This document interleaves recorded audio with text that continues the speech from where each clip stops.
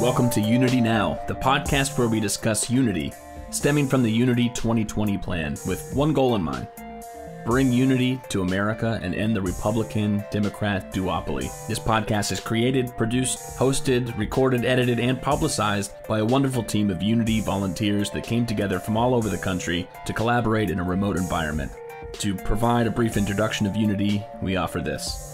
Unity 2020 is a proposal put forward by Bret Weinstein, first announced on the Joe Rogan Experience in mid-June. From there, the movement was born, and since then, tens of thousands of volunteers have signed up, organized, and have begun to create a groundswell of support. The plan has always included a failsafe so that we would not be an election spoiler, that we would drop out of the 2020 election if it was determined that there's no viable path to the White House. And sadly, we did have to enforce that failsafe recently. However, we believe that unity continues to be the #1 antidote for what ails the country right now, and so we're pressing on with a renewed spirit.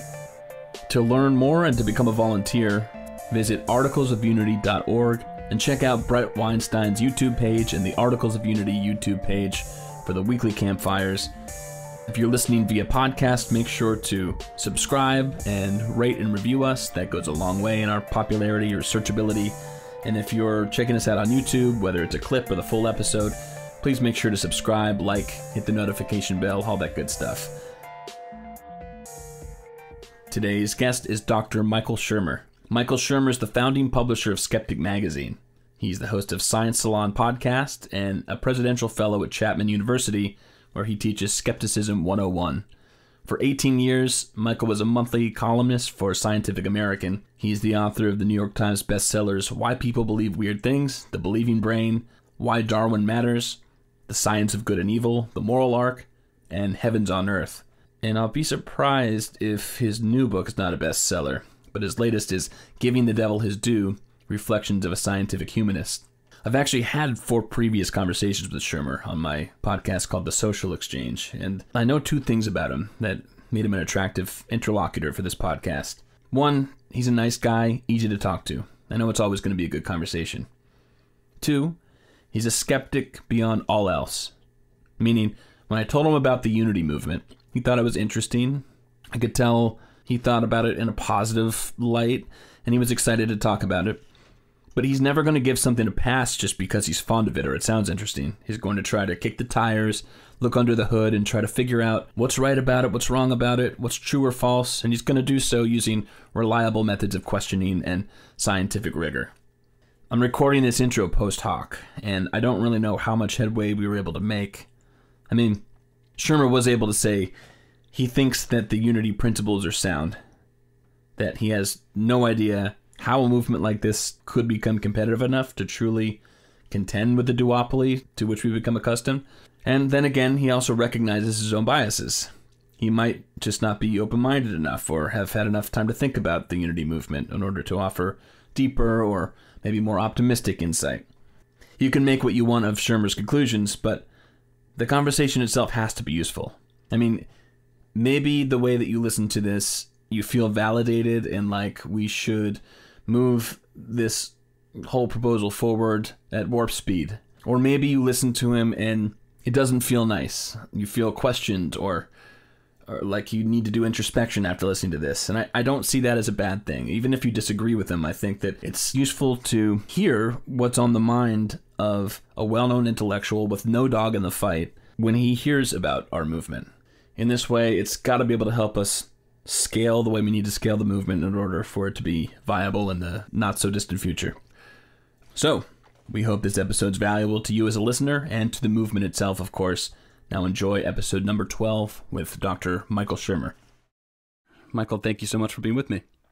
Oh, nice to see you.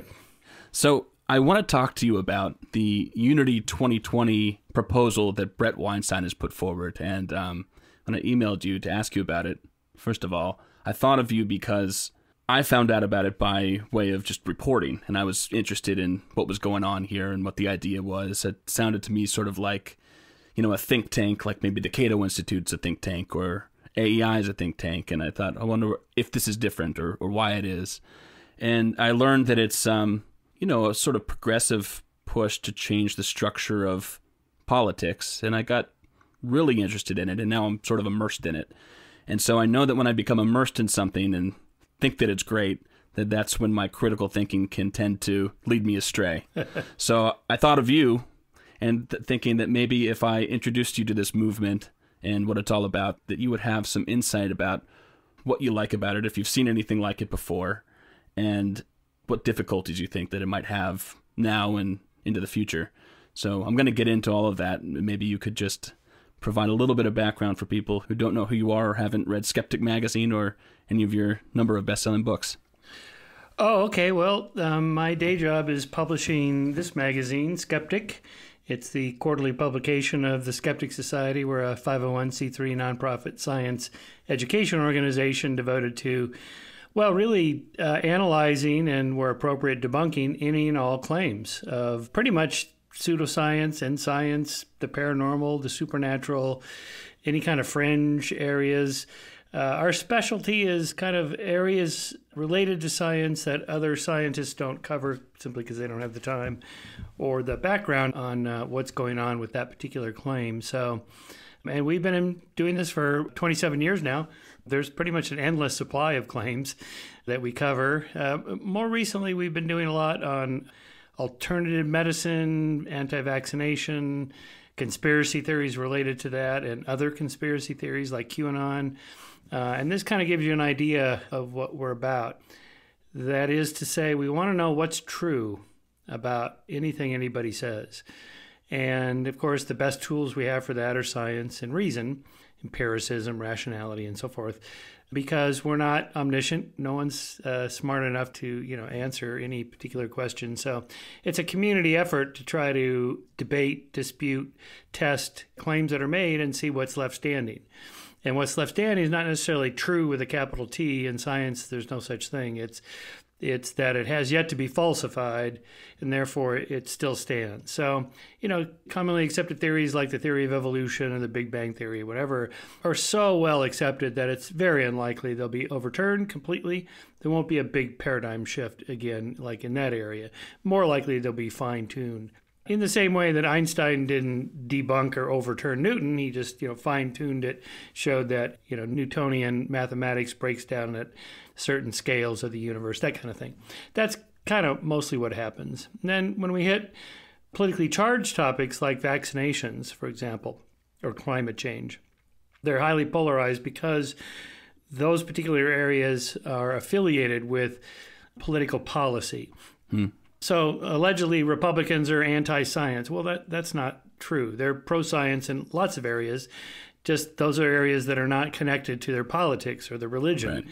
Right. So they worry about the theory of evolution because they think that contradicts their religious beliefs, or they worry about climate change because it's got affiliated with Al Gore in that film Inconvenient Truth, and therefore it's a liberal active area of science, and therefore we have to oppose it. But they're not anti-science in most areas.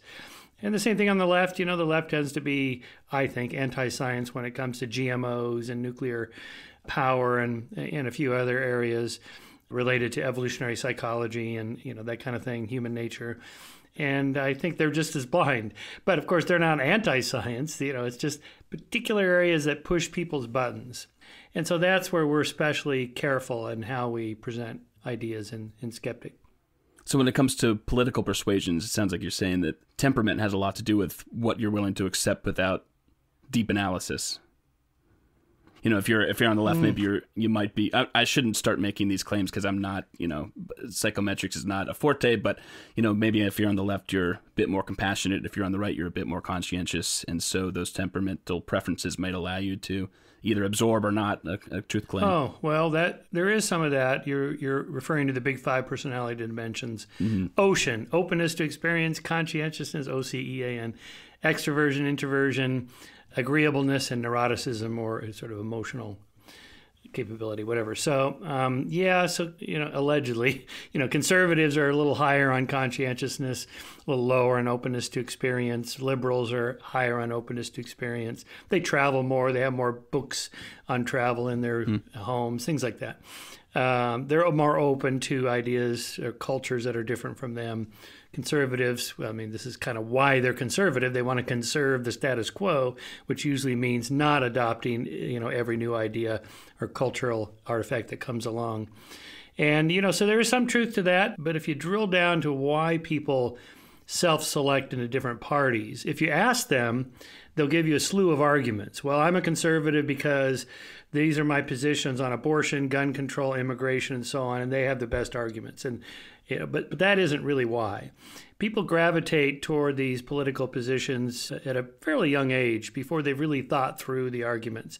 And it has more to do with who you like hanging out with, what worldviews you're comfortable in your skin being around and sort of being immersed in.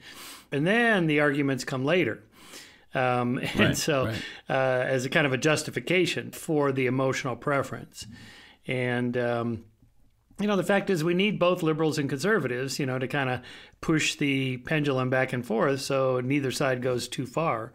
So, politics is, of course, when we're recording this, it's a pretty volatile time. We'll see what happens in a few weeks. But I do think if we pull back and take a 30,000 feet view of the whole landscape, for centuries we've kind of been in this, the left and the right pushing back and forth.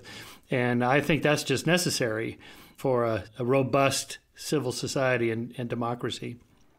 I'll talk more about the specifics of this sort of movement that I asked you on to discuss, but maybe you'll soften the blows here, because I think that I've been with a group of people who have felt like they're in crisis mode for the past few months. Do you think that we are in more of a debacle now than we have been in history, or do you think this is maybe par for the course? Yeah. Well, I'm old enough now to remember, that, sort of 1968 and then Nixon and the Vietnam War.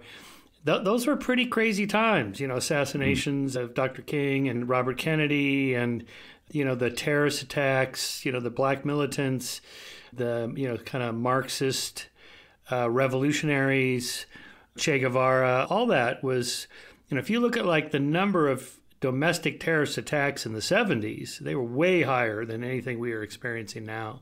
And, the protests of, burning inner cities and, Molotov cocktails and things like that, just as bad, if not worse, than anything we've seen in Seattle and Portland the last couple months by Antifa, or on the opposite side of the scale, the Proud Boys and these right-wing militias, like these nut jobs that wanted to start a civil war by capturing the governor of Michigan. And, you look at the pictures of these guys, and it's just like, how they could possibly ever think, like, we're like the founding fathers, like Jefferson and Payne and Franklin. And, these are just morons that are just knuckleheads. They have no idea what they're doing and how that actually works, And we now have a lot of research on how to achieve political change, violently or non-violently. And so Erica Chenoweth has the big database on this, and she's got several really good books, popular book and a couple of technical scholarly works on this, with a huge database from all over the world. And the result is pretty clear, that non-violent change achieves the goals that you're after far more successfully than violence does. And she even drills down to figure out, well, why is that?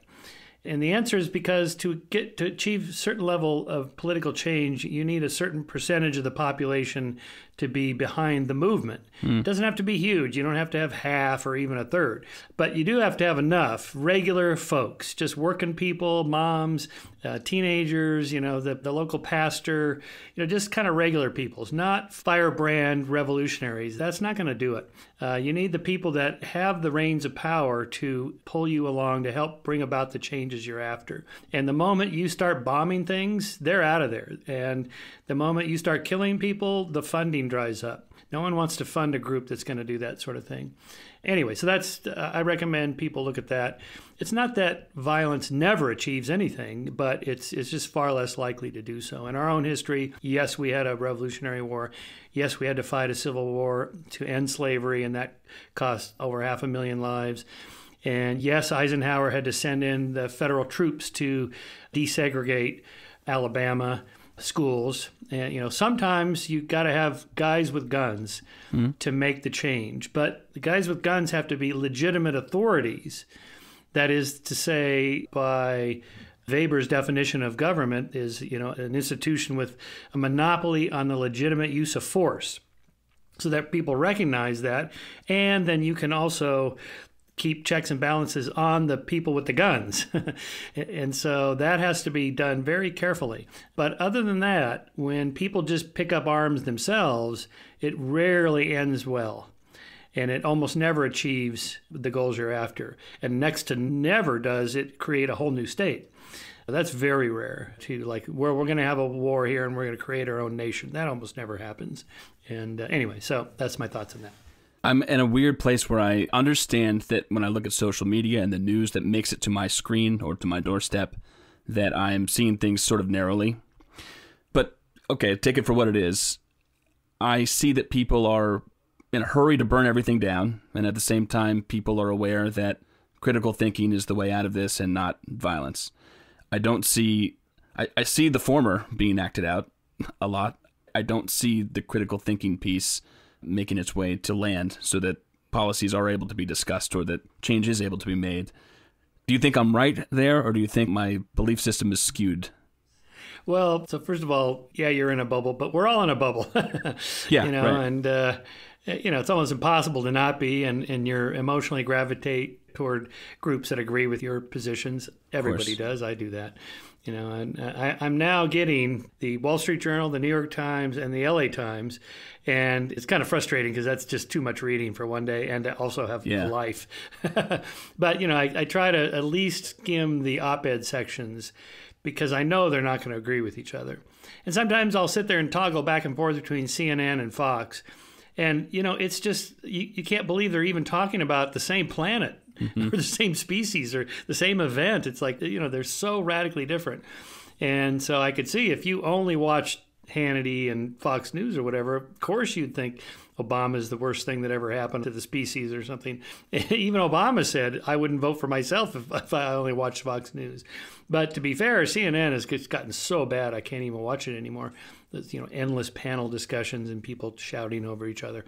So yeah, you got to find a bubble that not just agrees with you, but also disagrees with you in a way you can absorb it. It's not just so obnoxious you can't take it. I find that social media is a good way to search for that. So, I mostly follow people that post articles to topics I'm interested in, and articles that are both on the left and the right by people that are fairly thoughtful. I'm not a conservative, but I enjoy reading someone like George Will, who's a kind of an intellectual conservative who makes really good arguments. Or if I want to go a little younger and a little more emotional, Ben Shapiro or Dinesh D'Souza or some of these public intellectuals, Dennis Prager and his videos, those are fairly well thought out. They're presenting an idea with an open agenda. This is what we think is the best idea for this particular issue. Here it is. Here's our arguments. And I often counter them with my own videos or whatever, but at least there's some way to think about that. And who would you invite to a college campus to speak? I probably wouldn't invite Milo Yiannopoulos, even though he seems like a likable guy. But I get the sense he's just sort of a professional provocateur. I'm not getting a set of arguments that I think he actually believes. I have no idea. He says so. I mean, he says that's what he is, so I'll take him at his word. Yeah, right, exactly. But someone like a George Will, he makes, his books are so good. Or Charles Krauthammer, who died last year. His books are just so good. And he's just a dyed-in-the-wool, straight in the middle of the bell curve conservative. I'm not. But I can certainly hear his arguments and learn from them. That's the kind of dialogue I think is worth having. And you can find it. It's there. You just have to search a little bit. Is it there among the intellectual milieu? Yeah. Specifically? Or is it there for all people to capture if they want it? Oh, it's there. It's, they're public intellectuals that write popular books and op-ed pieces. Charles Krauthammer was a, weekly opinion editorial writer for the Washington Post for, 30, 40 years or something. So yeah, it's there. Anybody could read it. They're all highly readable pieces and essays. I happen to run into them, I suppose, because I traffic in the area of kind of intellectual history and ideas, I suppose. But still, anyway, all this online now, that knowledge is free and opinions are easy to get. And yeah, so, I guess it just depends on what you consume and how you use it. And, the concern of social media now, the critics of social media, is that they have too much power or too much influence. I'm not convinced of that. In fact, I went on a Twitter rant a few weeks ago with that Netflix documentary, The Social Dilemma, featuring Tristan Harris, who's in a kind of a self-flagellating mode, like he's J. Robert Oppenheimer that just invented the bomb and now he has blood on his hands. Yeah. Because he was involved in the creation of the like button on Facebook or whatever it was. It's like, dude, you're not that important. That's a little too self-important. And but even my opinions aside, the research, what little we have in the last few years since the 2016 election, I'll point your listeners to Hugo Mercier's new book, Not Born Yesterday, in which he documents what little research there is that shows that it probably didn't have that big of an effect on the election. And for this reason, most political advertising has little to no effect on voters' preferences. Really, he thinks it's a waste of money, and I think he's right. Really what it is signaling to your base, I'm your guy. So it's particularly important in primaries advertising, because most voters are going to vote for your party or the other party. I mean, we're so close to, 50-50 that swaying people to the other party is going to be next to impossible, very difficult to do.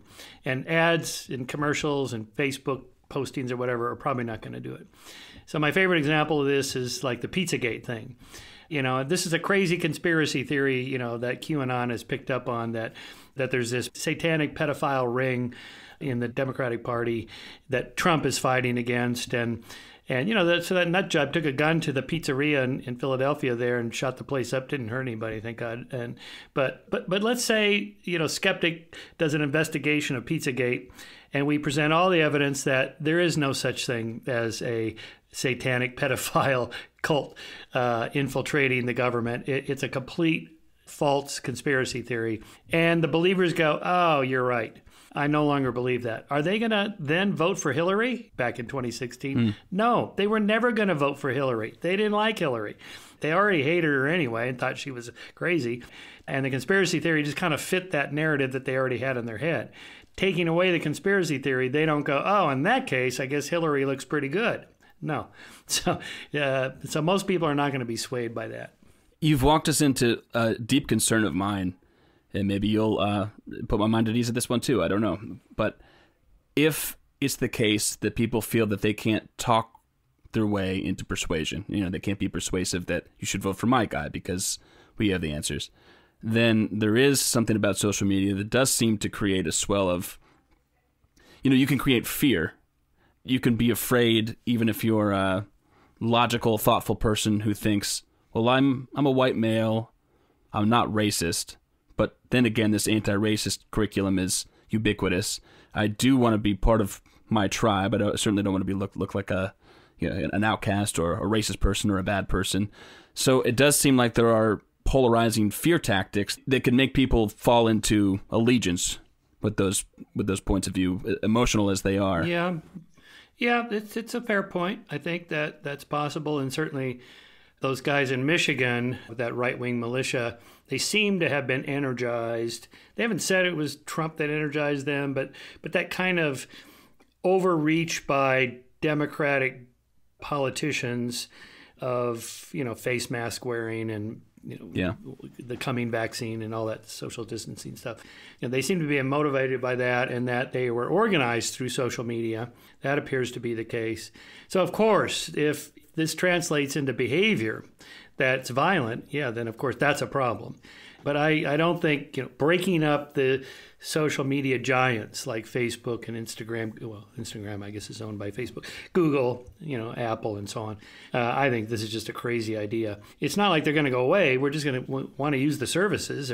So it's even when Facebook, when there was that pushback against Facebook back in 2016 after it came clear that the Russian hackers were using their platform. I suppose it was like hundreds of thousands of people quit their Facebook, which turned out to be like 0.001% of Facebook. Right, they couldn't care less. Right. It was just like, oh my God, how big is this thing? It's huge. And so I don't think that idea is necessary. Again, the moment you go down the road of, well, we need to they need to start censoring and editing and controlling their content. Oh boy.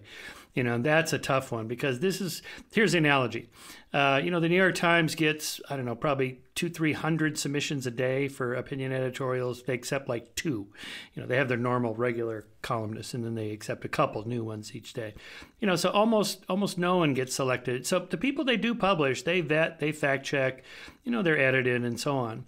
And so if somebody writes something about you and it libels you, and let's say it hurts your income, then you have a legal right to sue the New York Times. They should have checked on that, and they can be held accountable. But if somebody does this on Facebook, are you going to sue Facebook? Well, that's kind of the direction we're moving in. But it isn't like Facebook gets 200 submissions a day and they vet them. They get, 2 billion a minute or something postings. So how can they possibly control that? So, last week they took down, several hundred QAnon related sites. Okay, but, how do you do that, across the board with all bad ideas? And who decides what's a bad idea? I mean, to me, again, I think QAnon's crazy, and I'll debunk them every day of the week if I need to. But I don't like the idea of Facebook going, well, we're going to take down every QAnon site. Well, what about sort of QAnon, or the conspiracy theory that's not quite QAnon, but it's some other conspiracy theory? And then the ideas are infinite. Exactly what is the rule about which ideas you leave up, which ideas you take down. Yeah. Yes, and of course, now the New York Times has been posting every couple of days, new insights from the Trump tax returns. Yeah. Of course, people on the right go, that's fake news. That's a fake conspiracy theory. All right, well, should Facebook take down any references to Trump's tax returns? And by the way, how did they get those tax returns? I've not seen anybody explain where they got them and how that's even legal. But I thought that would be an example on the other side of, if you're going to go down the road of Facebook censoring, people on the right are going to go, okay, take that down. That's a fake conspiracy theory. Then they got to decide, well, which are the real conspiracy theories, which are the fake ones? And that kind of gets me into another thing that I'm worried about, which is we have chosen, or not really chosen. I mean, we are led by a couple of avatars. We've got let's just call them the Hillary Clinton DNC types, and the George Bush conservative types, and then there's like a third crime family, which is the Trump administration. And this is coming from me. I'm not saying that this is an accurate label or that this is a good description of what this movement is, but I'm not confident. I think I heard a quote earlier today that Hillary Clinton will always be more like George Bush than she will be like a janitor, say, or someone who's going to be voting for her. Okay. And Donald Trump right now, I can't see any sunshine where I'm confident he's going to be able to solve an existential problem for us. And so when it comes to being representative and solving problems, I'm curious and I'm pessimistic about politics now. Maybe that's because I'm young and I feel like I'm entitled to better politics for some reason. But what do you think? Do you think that democracy, the duopoly as it stands, is a reasonable way forward, or should it change, or what? Well, in general, of course, no one knows, but it's possible that we'll have a change of power and it'll be peaceful, and then come January, life will settle back down to normal, whoever's president, probably Biden. And maybe Trump will just go away. Maybe his followers won't surround the White House with guns, and we'll have descend into chaos. Although I just had on my podcast Richard Kreitner with his new book, Break It Up, about the history of secession attempts and ideas and movements in the United States going back to, say, the 17th century. So long before the American Revolution, there were many attempts to kind of unify things and how next to impossible it was to get a country going in the first place. And then all the attempts since the Revolutionary War to break it up. And, here in California, there's a movement for California, Oregon, and Washington to break off. Cascadia would be the name of our new country. And we'd be the 5th largest country in the world, I guess. And then, of course, Texas, there's always been a Texas secessionist movement and so on. But it turns out there was a bunch I'd never even heard of that I had no idea. Now, most of these don't go anywhere because they can't get enough momentum. And you get too many crazies with, guns and violence on the side, so people reject it or whatever. But, I think probably things will just carry on and we'll be fine. There's a lot of ruin in a nation, as Adam Smith said, that it takes a lot to destroy a nation. Then again, the Soviet Union fell in a matter of a year. really just a few months, that no one saw. And so clearly it's and they were big and powerful and had a very strong government, at least so we thought from the outside. So it's possible. I mean, anything is possible, I guess. But again, you know, Nixon, if you go back to Nixon and how crazy those times were and the Vietnam War and all that, and all the shenanigans that we were doing with, you know, South American democracy supporting fascist dictatorships over communist dictatorships, because at least the fascists were more friendly toward American business and industrial interests than the communists were, and they were less likely to nationalize companies if we invested in them and so forth. And, you know, it's like, wait, we were helping to rig elections? Yeah, we sure were. You know, CIA was involved in a lot of that, all the way through Reagan with the Iran-Contra. See, these are real conspiracy theories, right? I mean, these are conspiracy theories that turn out to be true. Right. They're not as you know, sexy as, you know, global domination or Bill Gates is going to take over the world. You know, not like that, but more the kind of very predictable in politics or in business, like Volkswagen inspiring to cheat the emission standards in Europe. That's a conspiracy, right? You know, that doesn't get as much play as, you know, the aliens are being hid in Area 51 or whatever. Or, you know, 9/11 was an inside job. You know, more concerning is, you know, the building of the homeland security and the violation of our rights of privacy that came after 9/11.